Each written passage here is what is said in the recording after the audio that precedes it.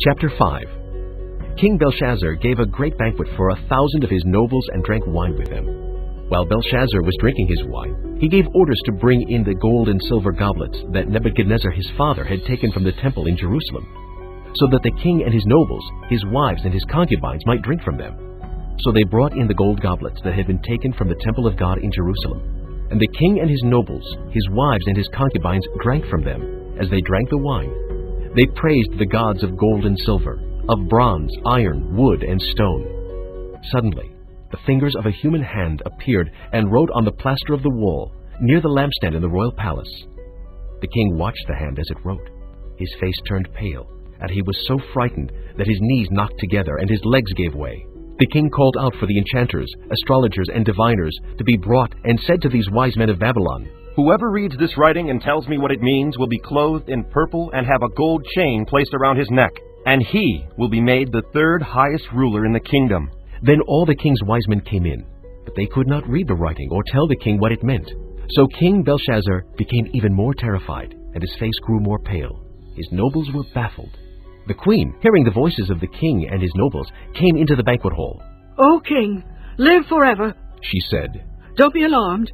Don't look so pale. There is a man in your kingdom who has the spirit of the holy gods in him. In the time of your father, he was found to have insight and intelligence and wisdom like that of the gods. King Nebuchadnezzar, your father the king, I say, appointed him chief of the magicians, enchanters, astrologers, and diviners. This man Daniel, whom the king called Belteshazzar, was found to have a keen mind and knowledge and understanding, and also the ability to interpret dreams, explain riddles, and solve difficult problems. Call for Daniel, and he will tell you what the writing means." So Daniel was brought before the king, and the king said to him, "Are you Daniel, one of the exiles my father the king brought from Judah? I have heard that the spirit of the gods is in you, and that you have insight, intelligence, and outstanding wisdom. The wise men and enchanters were brought before me to read this writing and tell me what it means, but they could not explain it. Now I have heard that you are able to give interpretations and to solve difficult problems. If you can read this writing and tell me what it means, you will be clothed in purple and have a gold chain placed around your neck, and you will be made the third highest ruler in the kingdom." Then Daniel answered the king, "You may keep your gifts for yourself and give your rewards to someone else. Nevertheless, I will read the writing for the king and tell him what it means. O king, the Most High God gave your father Nebuchadnezzar sovereignty and greatness and glory and splendor. Because of the high position he gave him, all the peoples and nations and men of every language dreaded and feared him. Those the king wanted to put to death, he put to death. Those he wanted to spare, he spared.